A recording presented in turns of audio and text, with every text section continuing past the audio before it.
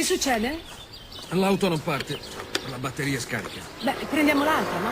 L'altro autista è andato a fare delle commissioni per il dottor Loy. Non c'è. Che guaio. E allora chiama un taxi, che aspetti, sono in ritardo. Subito. Serve un passaggio? Con quello? No, grazie. Guardi, questo dovrebbe andarle bene. No, non se ne parla nemmeno. Sto aspettando il taxi. Allora? È sempre occupato. Dove deve andare? Devo andare al Santa Marcella, un orfanotrofio qui vicino. Beh, se è qui vicino, salga. Prego. Va bene. Mi raccomando piano, perché... Promesso. Grazie. È capace? Va bene così? Sì, salga. Bene. È pronta? Sì. Come mai va in un orfanotrofio? Lavoro. Ah.